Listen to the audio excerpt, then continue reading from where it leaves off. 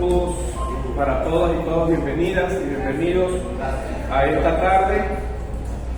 Saludo solidario. Quería comenzar con este saludo solidario porque es importante. La solidaridad es muy importante, entonces no es un contenido vacío. Darles a ustedes un saludo solidario.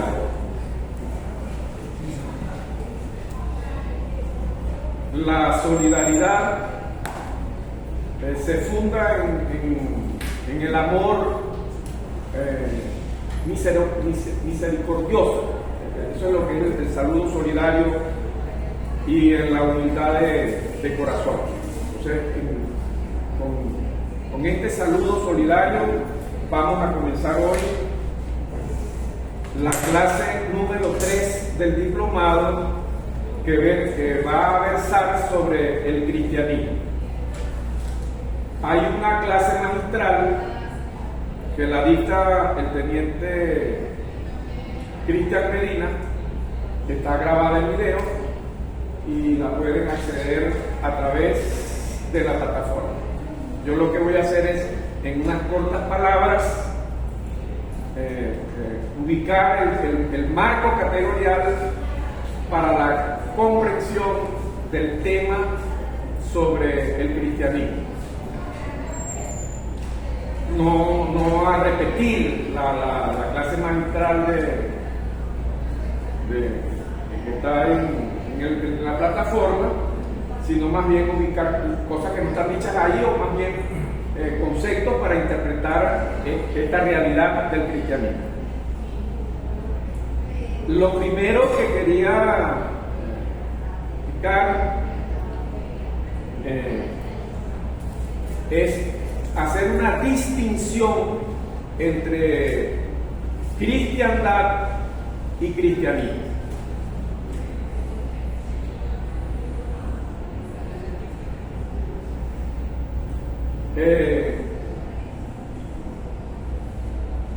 En realidad el cristianismo es una corriente del judaísmo del siglo I,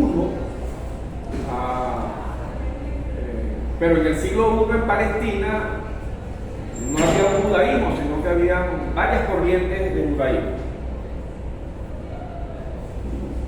Y esta que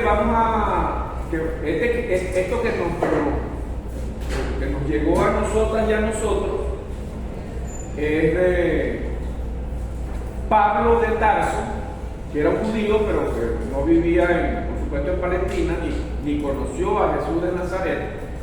Pablo de Tarso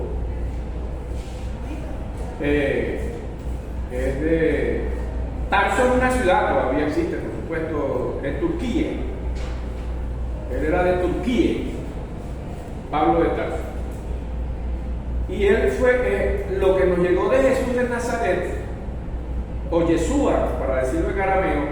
Yeshua es lo que él escribió después de la muerte de Yeshua. Y luego algunos discípulos de Pablo, que son los evangelistas, bueno, son unos nombres que están ahí. En realidad esas son cosas que se las escribieron varios. Entonces una se llama Lucas, otra se llama Mateo, Marcos, Juan. Esos son no es que hubo un personaje con esos nombres seguramente, pero ellos escribieron después. Se los digo porque cuando ustedes revisen la Biblia, los evangelios del Nuevo Testamento, no van a encontrar lo primero que fue escrito, que es lo que escribió Pablo, sino lo que escribieron después. Pero bueno, así lo organizaron y eso no depende de nosotros. Entonces,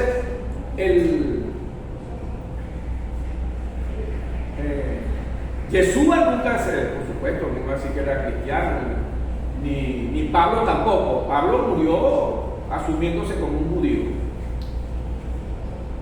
Estoy hablando del siglo I. Y por ahí entre el siglo III III, siglo IV es cuando empezaron a oírse la palabra de cristianismo. En realidad, en la época de Yeshua,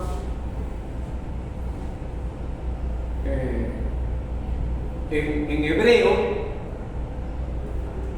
en la palabra Mesías, hay una palabra que se llama Mesías, que transliterada a nuestro castellano sería Mesías. Entonces, el Mesías es el elegido, el ungido, que lo ungían con aceite, el elegido. Eso es lo que significa Mesías, el escogido, el ungido.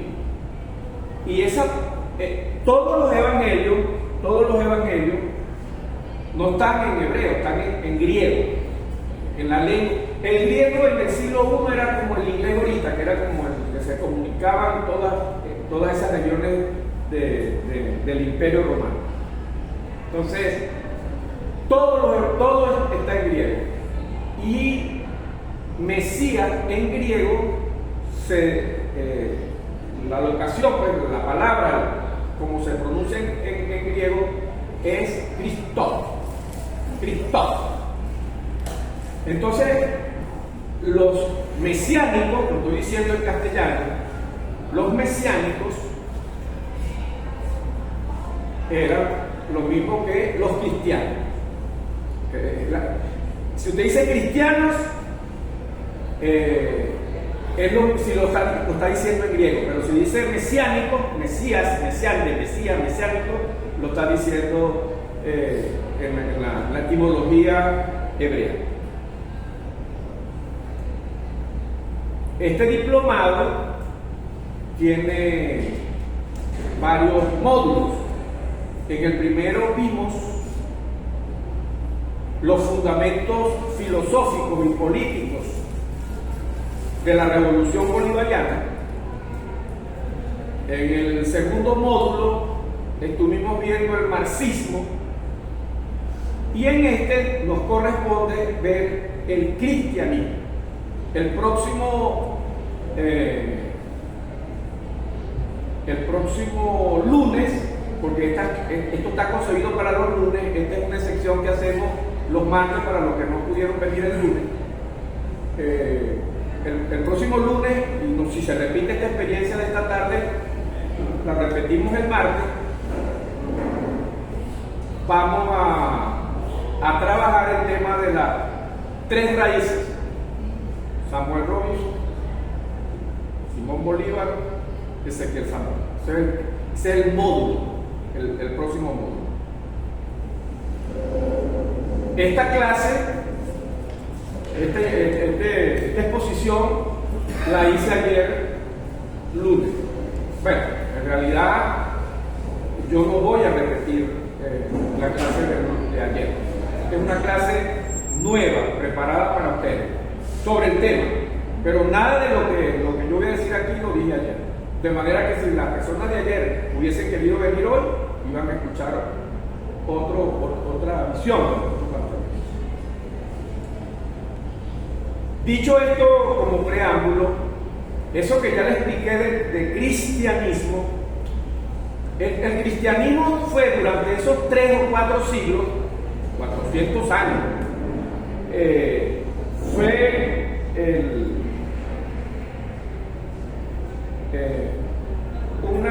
fue una iglesia perseguida. Los mesiánicos eran perseguidos, los cristianos eran perseguidos. Siglo I perseguido, siglo II perseguido, siglo III perseguido, pero transcurridos los años, el cristianismo, el mesianismo, cobró fuerza política, y de una iglesia perseguida se convirtió en una iglesia con poder. El resultado de ese cambio que le acabo de referir, el resultado de ese cambio operado la teología lo denomina cristiandad. Entonces, ya entramos con otra categoría. Ya no es cristianismo, sino cristiandad. Y lo que me estoy proponiendo con ustedes en este momento es distinguir qué es cristianismo y qué es cristiandad. La cristiandad no es el cristianismo. El cristianismo es, como lo dije al principio, la religión cristiana, una religión, la religión cristiana. Eso es el cristianismo. Mientras que la cristiandad consiste en un todo cultural.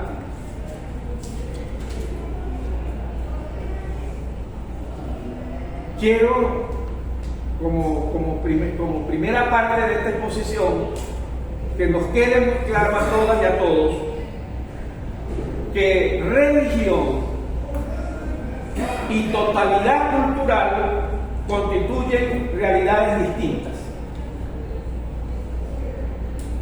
Es decir, la iglesia constituye una realidad y el todo cultural otra realidad. Esta es la parte fundamental en esta primera categoría que estamos trabajando. Entonces, ese todo cultural que la teología llama cristiandad, ese todo cultural, en realidad es una unidad política, militar, económica, eclesiástica. Entonces, como ven, esa totalidad no tiene nada que ver con religión cristiana, sino con un todo cultural. Brevemente, porque estos son temas muy extensos y yo lo que he preparado para ustedes es un breve resumen, porque no queremos tomar mucho tiempo, además que debemos desocupar el local en 2 horas. Distinguimos, esto es importante que lo tengamos presente, distinguimos 3 cristiandades. Yo se las voy a mencionar ahorita. La cristiandad bizantina. Bizantina es el gentilicio de Bizancio, que era una ciudad que todavía existe, claro, no sé, después se llamó Bizancio, después tuvo hasta varios nombres. El actual es Estambul, que es una ciudad que queda entre Asia y Europa, en Turquía. Es la ciudad más grande que tiene Turquía. Estambul se llama hoy, pero estoy hablando del siglo I, entonces ¿Cómo el occidente asiático? Como el occidente de Asia. No, sí, o no, más bien el centro. Ya que Carlos nos plantea esto, aprovecho para decirle que Asia es un continente,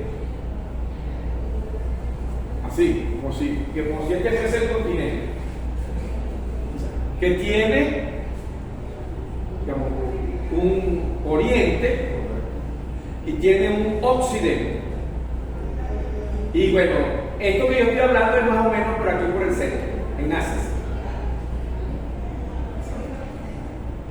Y esto lo estoy aprovechando que me lo está planteando Carlos, porque los británicos, bueno, desde su óptica, ellos llaman al Asia Occidental, el Asia Occidental es Yemen, Líbano, Arabia Saudita, Siria, todo eso es el occidente de Asia. Y entonces nosotros nos tragamos una cosa que no tiene nada que ver eso, porque es la visión que tienen los británicos, que llaman a eso Medio Oriente. ¿Qué tiene que ver Oriente, Occidente? ¿Qué tiene que el Occidente con Medio Oriente? Eso no tiene lógica. Entonces, esto no, por supuesto, esto ni siquiera lo iba a mencionar, lo estoy mencionando animado por Bueno, entonces les decía, les estaba contando que esa es una cristiandad bizantina y la otra es latina. Latina es porque es Roma. Entonces el idioma de Roma en el siglo I era el latín. Entonces digamos que eran como dos cristiandades, una en el oriente, que sería la de, ya aquí sí estamos hablando de oriente y occidente en términos espaciales, o sea, no de Asia, sino que porque la totalidad latina no es Asia, es Europa, es Italia, pues Roma. Entonces había una iglesia en el oriente que sería la bizantina, y había una iglesia en occidente que es la romana, que es latina. Entonces ahí hubo esas dos cristiandades, la cristiandad bizantina y la latina. Como aquí no tenemos tiempo para profundizar muchas de estas cosas que les estoy explicando, solamente les quiero decir para que no se les olvide que ambas cristiandades, la bizantina y la latina, fueron cristiandades imperiales. Ahora voy con la cristiandad que a nosotros nos interesa, que es una cristiandad, que el nombre que nosotros le conferimos es cristiandad colonial de las Indias. Así la vamos a conocer. Cristiandad colonial de las Indias. La tercera cristiandad. De las Indias. Lo que pasa es que en 1492, cuando se inicia esta cristiandad, Indias, lo que pasa es, el nombre de Raquel. Lo que pasa, Raquel, es que en el siglo XV, bueno, no es, durante casi 800 años, el mundo árabe musulmán era el mundo hegemónico. Bagdad era el centro. Y entonces el mundo árabe musulmán invadió lo que hoy llamamos la península ibérica. Entonces, ubiquémonos en 1492 o un poquito antes, pero ya tenía 800 años. El centro era el mundo árabe musulmán y Europa era la periferia de ese centro. Europa era la periferia. Pero para el año 1400, después de varios años, casi 10 años de guerra de los reinos que habían allí en la península ibérica, sobre todo el reino de Castilla y el reino de Aragón, eran dos reinos, en guerras con los árabes, finalmente los expulsaron. En enero, comenzando en 1492, los expulsaron. Y ese mismo año organizaron una expedición para cruzar el Atlántico que los europeos, por supuesto, nunca lo habían cruzado, porque además ni siquiera había la tecnología, porque los vientos van en el Atlántico, van de oeste a este, o sea, en contra. Pero ya había tecnologías de embarcaciones. Las carabelas son esas tecnologías que eran barcos más pequeños y lograban contra el viento, o sea, navegar con vela, era como se navegaba. Y la idea de ellos era cruzar el Atlántico para llegar a las Indias, que es como se llamaba en esa época, lo que hoy porque ese nombre China no existía, entonces las Indias. Y el comercio se hacía con las Indias. Entonces, pero claro que ellos expulsaron a los árabes de la península, pero todo el Mediterráneo estaba dominado por los árabes. No podían cruzar el Mediterráneo, porque había que cruzar el Mediterráneo para llegar a Asia Central, y de ahí salían las caravanas de camellos hasta China, o mejor dicho, hasta las Indias. Entonces, cuando sale esa expedición que la comandaba Colón, ellos iban a ir para las Indias.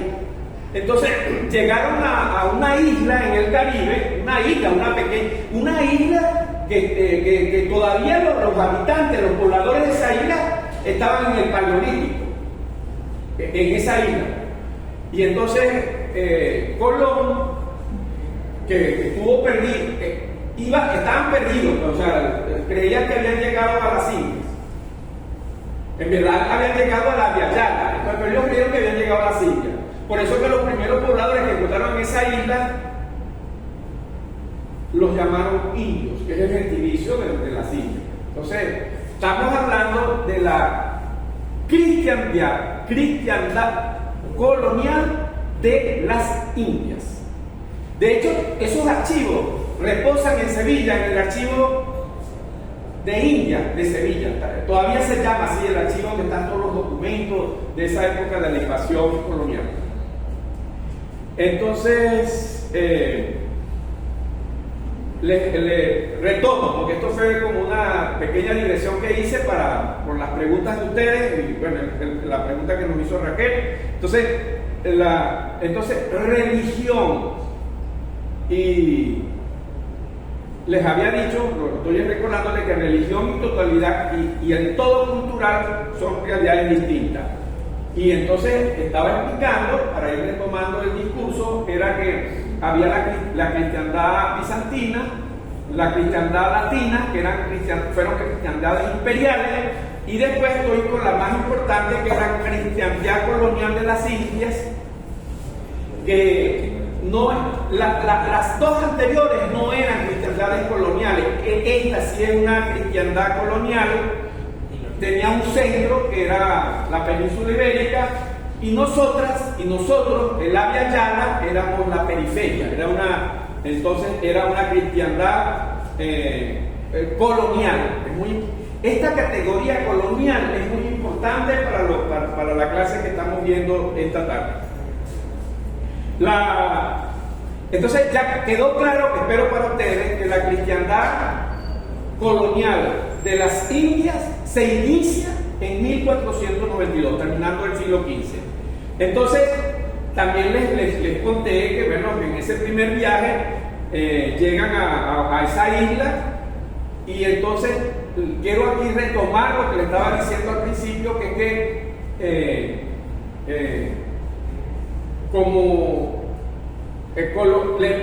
como ellos se salvaron, que tenían ya meses navegando y no sabían dónde iban a llegar, entonces ellos dijeron, muchas nos salvamos. Entonces le pusieron a esa isla, le pusieron San Salvador.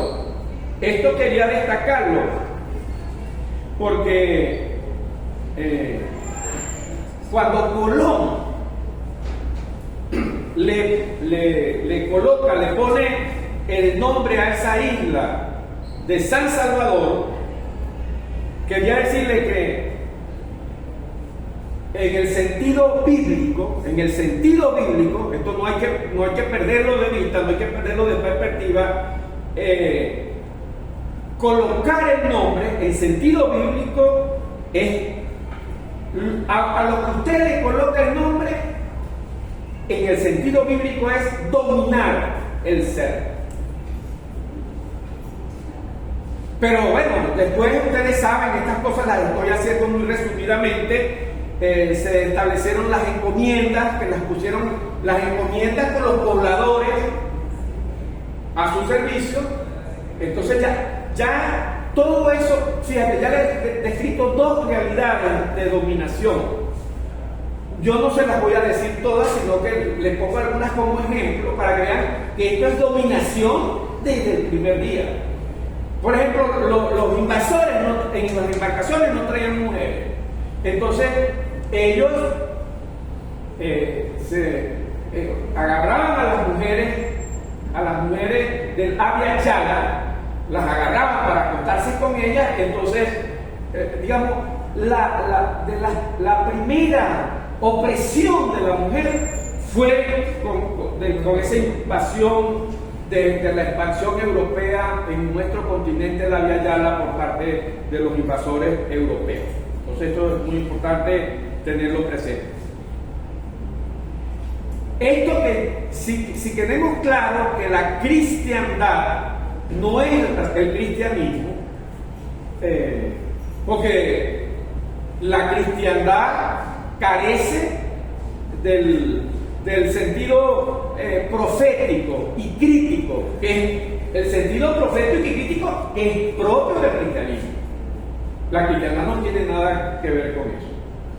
Entonces, vamos entonces a pasar, trabajé un poquito sobre la parte del cristianismo y la distinción de cristiandad. Si ya he tenido la posibilidad de comunicar, he sabido comunicarles a ustedes que son realidades distintas, que si son capaces de distinguir entre cristiandad y cristianismo, ya ahorita sí puedo entrar ya nada más a meterme con la cristiandad y entonces nos podemos por un momento desprender de la parte del cristianismo como religión cristiana. Entonces, lo que llegó con la invasión de esa expansión europea en nuestro continente, en la Via Yala, lo que llegó fue un sistema civilizatorio. Eso es muy importante que tomemos nota, que lo que trajeron, que lo que llegó, que lo que nos impusieron fue un sistema civilizatorio.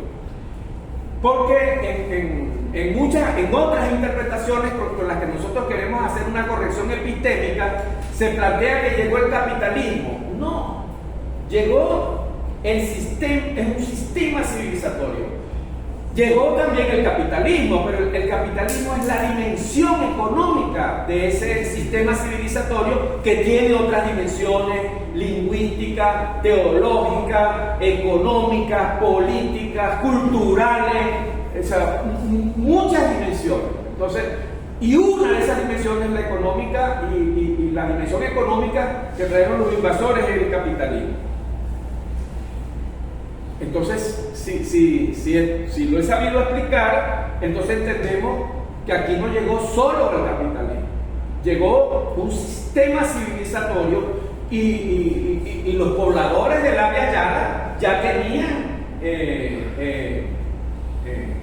sistemas civilizatorios muy desarrollados, incluso, pero con mucho más desarrollado que el propio sistema civilizatorio de los invasores. Claro, ya aquí no estoy hablando de esa isla que estaban todavía los pobladores en el Paleolítico, estoy hablando de las culturas muy desarrolladas de los aztecas, de los incas, para hablar de Mesoamérica, y aquí en Sudamérica, de los incas en Sudamérica, de los aztecas y los mayas en Mesoamérica. Entonces, ahora vamos a ir como sistematizando o resumiendo que el sistema civilizatorio traído por los invasores fue la cristiandad. Ese fue el sistema, y con ese sistema civilizatorio, con sus lógicas y principios organizadores, como parte de sus lógicas y sus principios organizadores, destruyeron todos los sistemas civilizatorios de altísimo desarrollo que teníamos en el Via Yala, para imponer las lógicas y principios organizadores de la cristiandad. Entonces, voy a hacer un corolario de esta primera parte que estamos explicando, señalando entonces que la cristiandad como cosmovisión, escuchen bien, la cristiandad como cosmovisión y el eurocentrismo como ontoepisteme hegemónico. Ustedes saben que la palabra onto en griego es el ser, y episteme en griego es episteme. Onto es una palabra en griego. ¿Y qué traduce? Ser, el ser. Y episteme es una palabra también en griego. ¿Qué trae? Conocimiento.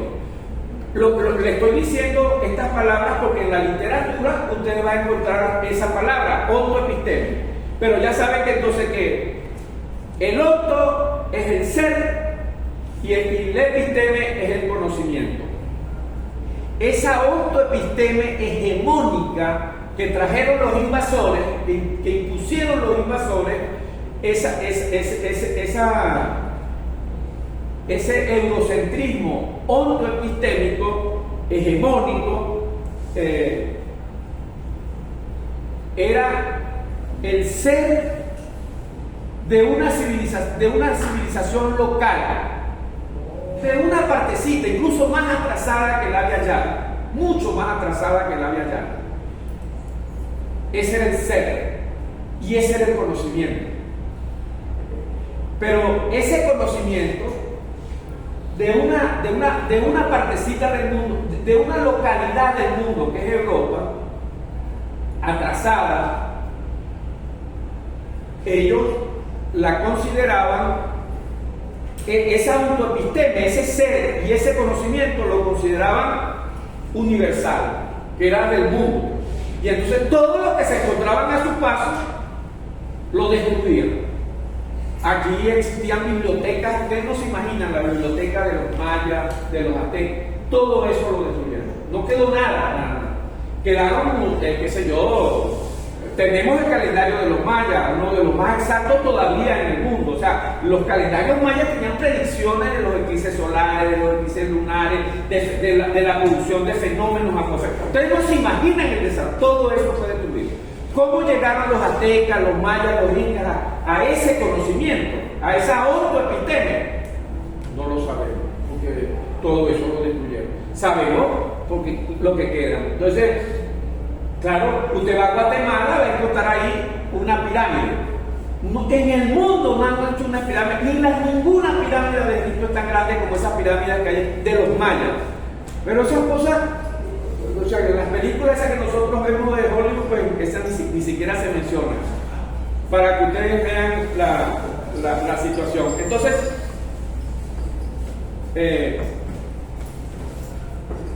ahora vamos por partes, trabajando parte por parte. Ahora viene a otra parte que es muy importante también para nosotros hoy, hablando de este tema sobre el cristianismo, que habíamos dicho que el capitalismo es una dimensión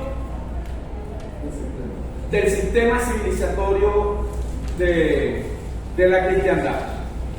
Y ya es bueno decir entonces, porque luego la cristiandad tiene como una conexión pues, con el cristianismo. Entonces, la palabra secularización es que no es religiosa. Entonces, ese sistema civil, la cristiandad como visión del sistema civilizatorio impuesto por los invasores, hay un proceso de secularización. Yo les nombro las palabras después en la literatura, en los libros que les podemos recomendar, pueden trabajar el tema de la secularización. Yo ahorita solamente les puedo nada más mencionar la categoría secularización. Entonces, la secularización del sistema civilizatorio cuya cosmovisión es la cristiandad es lo que nosotras y nosotros llamamos modernidad, colonialidad. Y entonces los principios y lógicas, los principios de organización y lógicas de la cristiandad colonial de las Indias son los mismos de la modernidad colonialidad, porque la modernidad colonial no es sino la secularización de esa cristiandad colonial de la Via Yala. Entonces, hago esta acotación para explicar que, porque la idea que nosotros tuvimos, en mi caso se lo puedo, durante muchos años pensé que era así y lo defendí casi 30, 35 años, desde mediados del año 66, nosotros estamos pensando que era el capitalismo.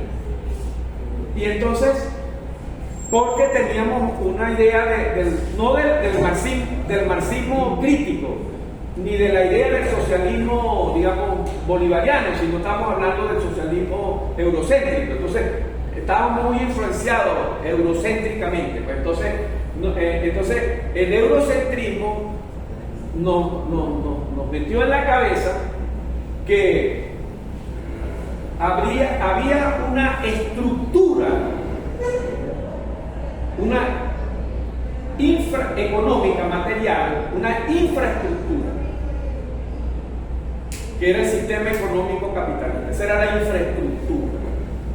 Y entonces que esa infraestructura, ese sistema económico capitalista, esa estructura económica, era la que producía todos esos problemas, el racismo, y que si uno cambiaba ese sistema, toda esa supraestructura o esa superestructura se iban a resolver. O sea que lo que había que resolver era había que acabar con el capitalismo, porque cuando usted acababa con el capitalismo, se iba a acabar también todo eso que ellos llamaban supraestructura. Eso lo corrigió la revolución bolivariana. La revolución bolivariana no lo plantea de esa manera, entonces hicimos una corrección. Y los que veníamos ya desde los años 60 defendiendo eso y explicando eso así, yo lo hacía igual como desde cuando ya empecé mi militancia hace 60 años, ya ahorita tengo 75, pues yo soy de la que llaman la generación precursora, que son de los 75 a los 90, yo estoy en la última de los 90 años. Entonces, entonces se planteaba, por ejemplo, el genocidio. El genocidio, no, eso es el capitalismo, la infraestructura. Si se acaba el capitalismo, no habrá más genocidio. No. El genocidio forma parte de los principios de organización de ese sistema civilizatorio, de sus lógicas. El epistemicidio. Ya les dije ahora que episteme significa conocimiento en griego. Y yo no es que me guste esa palabra, sino que así como está planteada en los libros, tengo que mencionársela. Entonces, epistemicidio es matar el conocimiento. Eso que quemar los libros, los códices de los mayas, de los incas, de los aztecas, quemar esos códices, eso es el epistemicidio. Que si usted acababa con el capitalismo, se iba a acabar la superestructura. Porque todo lo que estoy mencionando es superestructura, la superestructura. Ecologicidio. No. Cuando no haya capitalismo, ya no se va a matar a la ecología, no se va a destruir la ecología. Hay una que quiero llamar la atención porque para nosotros, para la revolución bolivariana es muy importante, el comunitaricidio, que es matar la comunidad. Porque en las lógicas modernos coloniales, o de la cristiandad colonial, de esa colonialidad colonial de dominación, ve al ser humano como individuo.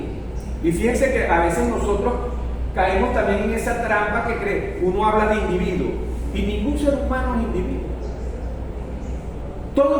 El humano es lo humano, lo que consideramos lo humano es una dinámica relacional.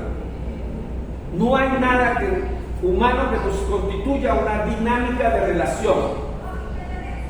La palabra individuo, el prefijo in es que no se divide, que no se relaciona. No es posible concebir lo humano sin relación interhumana. Entonces, el tema del comunitaricidio es muy importante para nosotros, que apostamos a la posibilidad de un sistema económico comunal, que para nosotros la comunidad, todo eso es muy importante. Bueno, yo no voy a decirlo todo, estoy dándoles un ejemplo que les sirvan a ustedes para el feminicidio, por ejemplo. No quiero despedirme con el feminicidio. El feminicidio forma parte de las lógicas de también eso que llama superestructura, el feminicidio, de esas lógicas de ese sistema. El racismo, hasta 1492 en el mundo no había existido racismo. El racismo, como no había habido colonialismo. El colonialismo y el racismo se inaugura con la invasión que se inició en 1492. Entonces, eso es muy importante. Entonces, voy a terminar esta parte con este ejemplo. No es que el capitalismo produjo el racismo, sino que, porque el racismo es un principio organizador, es una lógica, sino que es esa lógica la que produjo al capitalismo. Entonces, en nuestra revolución bolivariana hemos tenido que invertir ese proceso, y para eso este diplomado, para estudiar estos temas, que no es que los vamos a agotar esta tarde, apenas en un ratico, en media hora que yo esté aquí hablando con ustedes, conversando con ustedes. Entonces, ya hablé, estoy tratando de ir resumiendo los aspectos más importantes, que no tenemos tiempo para desarrollarlo, pero por lo menos para que no se les olvide. La secularización, eso es importante, todas esas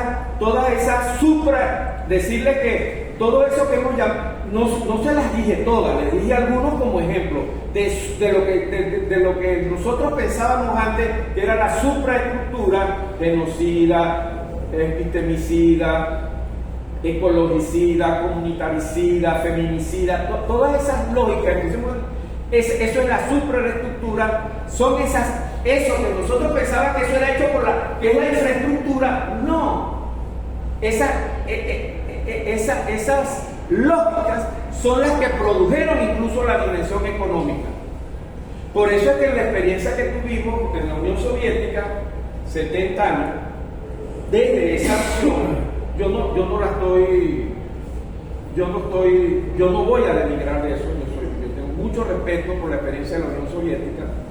Lo que estoy haciendo es una corrección epistémica, pero no estoy así como descalificando. La gente, ¿usted sabe cuánto le costó a la Unión Soviética derrotar al nazifascismo durante la Segunda Guerra Interimperialista del 39 al 45? 30 millones. 30 millones costó esa victoria de la Unión Soviética. Esa guerra la ganó la Unión Soviética. Como desde pequeño estamos viendo películas de Hollywood, nosotros nos tragamos la mentira que eso la ganó.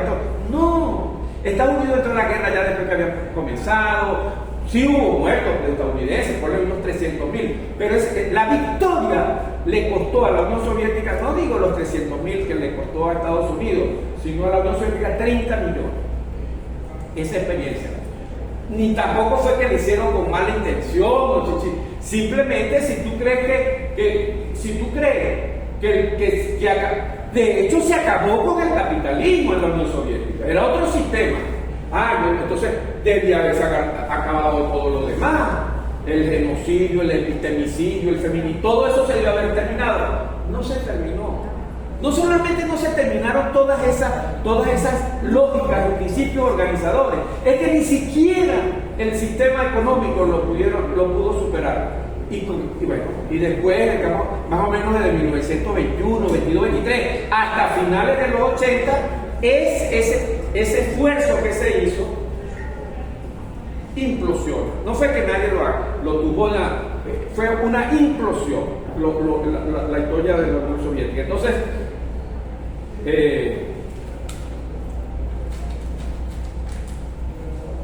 Entonces ya expliqué, estoy recapitulando un poco así para recordar, ya les expliqué el racismo, ya les expliqué que cómo el racismo forma parte de esas lógicas y principios organizadores. Ustedes me dirán, pero ¿por qué no me explica un poquito eso que tiene que ver el racismo con la infraestructura?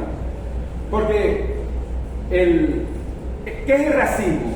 El racismo es el principio organizador. El racismo es un principio organizador que se deriva, escuchen bien, que se deriva de la acumulación de capital. Pero nosotros creíamos antes, no ustedes que son de las nuevas generaciones, estoy hablando de nosotros de la generación precursora, pensábamos que la acumulación de capital era lo que había derivado el racismo, y es al revés. Es al revés. El racismo es la lógica con que se organiza el capitalismo. No voy a hablar porque este ni siquiera es un tema de economía, pero ya lo mencioné, por lo menos le digo el titular. El capitalismo sin colonialidad no existiera capitalismo. Por eso es que fíjense que yo no he hablado nunca de modernidad como hablan ellos, de modernidad, no, modernidad-colonialidad, un solo concepto. Porque para aparecer el capitalismo tuvo que haber una acumulación originaria. ¿Y de dónde creen ustedes que salió esa acumulación originaria? De Nueva Guayana, toneladas y toneladas de plata, de oro. Bueno, entonces ese es un poco lo que estamos explicando. El que le expliqué ahora del feminicidio, en el caso de... Porque la cristiandad como totalidad, como un todo cultural, con lógicas y principios organizadores, se basa en el patriarcado. Sí, el patriarcado es una lógica, es un principio organizador de la cristiandad, el patriarcado. Y de ahí entonces como el feminicidio es derivado de esa lógica del patriarcado de la cristiandad. Entonces, ya cierro esta parte, para prevenirla, ya estoy terminando. Me falta terminar este punto y pasamos al último, ya terminamos, por lo que yo les había preparado a ustedes. Entonces, les dije, el capitalismo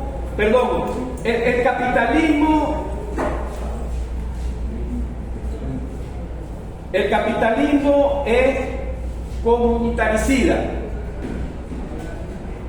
Ya les expliqué que el capitalismo es comunitaricida porque es un principio que organiza desde las lógicas de que los seres humanos somos individuos. ¿Se entiende el mensaje? Comunico el mensaje. Ecologicida. ¿Por qué el capitalismo es ecologicida? Porque se organiza con las lógicas de dualismo. El dualismo, dicen ellos, hombre-naturaleza. Que los seres humanos estamos separados de la naturaleza. Que los seres humanos tenemos a la naturaleza al frente. Ese dualismo. Esas lógicas y principios conservadores no conciben al ser humano como parte de la naturaleza, sino que la naturaleza es otra, por eso es dualismo, hombre-naturaleza. Bueno, ahí ustedes encuentran, en esa lógica encuentra el ecologicidio. El epistemicidio, ya se los había explicado, lo que estoy resumiendo para fijar bien los conceptos. El epistemicidio es porque está organizado con las lógicas eurocéntricas, que esas lógicas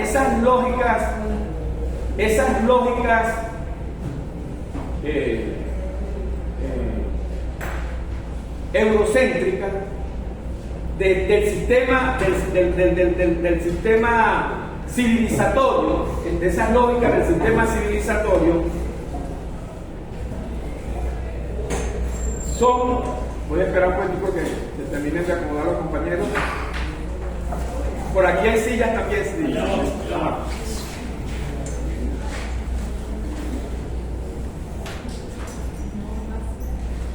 Entonces estaba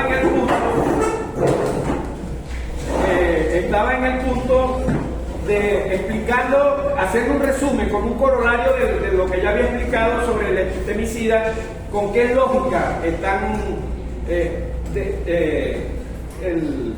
episteme, matar el conocimiento con lógica, que son unas lógicas, esas lógicas que constituyen principios para organizar, inferiorizan todos los conocimientos. El conocimiento que tenían los invasores, ese es el conocimiento universal. Y entonces donde llegan, destruyen ese conocimiento porque lo inferiorizan. No, eso de los aztecas, eso hay que destruirlo. Ese es el epistemicidio. Ya el último punto era puntualizar un poco la distinción que hace. Estos no son cosas que yo las estoy inventando, las he sacado de las lecturas, de los discursos de Chávez, de los valores presidentes. Todo esto está recogido de allí. No hay nada que no tenga un fundamento en el ideario que nosotros tenemos de Chávez Fría. Entonces, Bueno, Chávez lo encarna en su liderazgo, pero Chávez somos todos. Cuando digo Chávez también somos todos y todas. Entonces, o para repetirlo así como dice Fidel, en la historia venezolana dice pueblo. Cuando de transformación se trata, y ahorita estamos hablando de las 7 transformaciones desde el año que viene, ahorita en el 2025 hasta el 2030. Pueblo, cuando de transformación se trata, es decir, creer en un liderazgo. Bueno, primero creer en un proyecto, que nosotros decimos el socialismo bolivariano del siglo XXI. Creer en un liderazgo. Nosotros creemos en Chávez, en Diosdado, en Maduro, tenemos liderazgo. Bueno, estoy hablando de lo emblemático, pero si nosotros estamos en una comunidad, creemos en el liderazgo de la jefe de UEC, del jefe de comunidad. Hablando de liderazgo, no estoy hablando de nada más del líder máximo. Entonces, el Chávez planteó que había un socialismo eurocéntrico. Él posiblemente no venía de allí. En mi caso, por mi edad, sí, de ese socialismo eurocéntrico. ¿Y cuál fue el problema de ese socialismo eurocéntrico? Que ese socialismo eurocéntrico continuó con las mismas lógicas y principios organizadores de dominación que hemos estado examinando y viendo las críticas en este momento. Entonces, creo que no es necesario repetir que en esa visión que nosotros teníamos, nosotros y nosotras, porque había compañeras también que son de mi generación, que creíamos en eso, entonces que había esos principios, esas lógicas, las veíamos como que el sistema económico capitalista las había derivado, eran producto del sistema. Si tú acabas con el sistema económico capitalista, desaparecían esas lógicas. Bueno, no desaparecieron, es más, ni siquiera el propio sistema implosiona en la Unión Soviética, y entonces nosotros lo que estamos es haciendo una rectificación epistémica, que estamos diciendo, no, nosotros no vamos ahorita en este plan que tenemos de las 7 transformaciones, no vamos entonces a estar creyendo que no, lo que tenemos que el tema de la descolonización es muy importante, entonces tenemos que asumir las transformaciones que tenemos que iniciar ahorita en el 2025 hasta el 2030, iniciarlas desde un horizonte descolonizador. Descolonizador quiere decir descolonizarnos de todas esas lógicas y principios organizadores. Entonces las 7 transformaciones, para las 7 transformaciones que nosotros llamamos, ¿para qué son esas 7 transformaciones? Bueno, para el socialismo bolivariano del siglo XXI. Entonces, que tenemos que construir, esas transformaciones tienen que estar fundadas en otras lógicas y otros principios organizadores. Si este mensaje se transmite, entramos bien el año que viene en esas 7 transformaciones que estamos. Y finalmente, quiero terminar con la última reflexión que yo quería plantearles a ustedes. Nosotras y nosotros no podemos desvincular el sistema civilizatorio de dominación, ese sistema que hemos estado, todo el tiempo he estado aquí hablando, he estado de ese sistema civilizatorio de dominación. Bueno, el riesgo que tendríamos es si nosotros desvinculamos ese sistema civilizatorio de dominación del imperialismo global. Porque el imperialismo global es el que reproduce el sistema civilizatorio de dominación. Yo me emocioné mucho y yo les había traído, no sé, hija, ve cuánto llevo allí de grabación. 54. Bueno, si terminamos los 6 minutos, a lo mejor le da. Yo les había traído, porque como la clase de hoy es sobre cristianismo, por lo menos le había elegido de una lectura yo les había escogido esto lo van a encontrar, si quieren anoten ahí, o esta grabación se la vamos a enviar. Marcos 10, Marcos es el evangelista, y 10 es el capítulo, pero ahora voy a decirles los versículos, lo pueden anotar, que es del 35 al 45. Se los voy a leer para explicar un poquito. Entonces, dice así, leo: Santiago y Juan, hijos de Zebedeo, se acercaron a Jesús y le dijeron: Maestro, queremos que nos conceda lo que te vamos a pedir. Él les dijo: ¿qué quieren de mí? Respondieron: concédenos que nos sentemos uno a tu derecha y otro a la izquierda cuando estés en la gloria. Jesús le dijo: ustedes no saben lo que piden. Entonces les pregunta a los interlocutores, a Santiago y a Juan, les pregunta: ¿pueden beber la copa que yo estoy bebiendo o ser bautizado como yo soy bautizado? Entonces ellos le contestaron: sí, podemos. Jesús les dijo: pues bien, la copa que voy a beber yo, la beberán también ustedes, y serán bautizados con el mismo bautismo que voy a recibir yo. Pero el sentarse a mi derecha o a mi izquierda no me corresponde a mí concederlo.